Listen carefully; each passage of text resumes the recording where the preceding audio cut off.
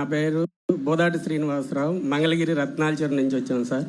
మేము 33 సంవత్సరాల నుంచి పాత మొగ్గాల మీదే వర్క్ చేసుకుంటూ ఉన్నాము.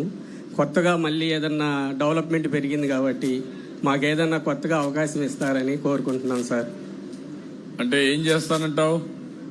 కొత్తగా మిషన్ ద్వారా అట్లా వస్తున్నాయి కదా, అట్లా ఏదన్నా అంటే పవర్ లూమ్స్కి వెళదామనా? కాదు సార్, మామూలుగా దీంట్లోనే స్టాండ్ మొగ్గ మీద మిషన్లు అవన్నీ వస్తున్నాయి కదా సార్. ఓకే, దాని గురించి సార్. ఆధునీకరణ ఇప్పుడే నేను చూశాను, కొంతవరకు ఇక్కడ చేశారు. ఇంకా దీంట్లో ఏమేమి ఇంప్రూవ్ చేయగలుగుతాం అన్నీ ఆలోచించి అందరినీ కూడా వ్యవస్థలో తీసుకురావడానికి ప్రయత్నం చేస్తాం. మోడర్నైజేషన్లో చాలా వరకు ఒకప్పుడైతే చాలా ఇబ్బందులు పడ్డాం. నేను చిన్నప్పటి నుంచి చూశాను. మామూలు గుంతలో కూర్చునే వాళ్ళు, ఆ గుంతలో అయితే వర్షాలు వచ్చిన తర్వాత 3 నెలలు ఆ గుంతలో నీళ్లుంటాయి.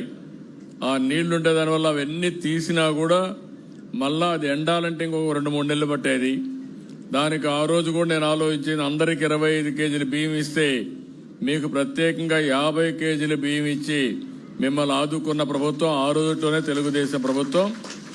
అంతేకాకుండా ఆ మగ్గాలు బాగా చెడిపోతాయి, దానికి కూడా డబ్బులు ఇచ్చాం.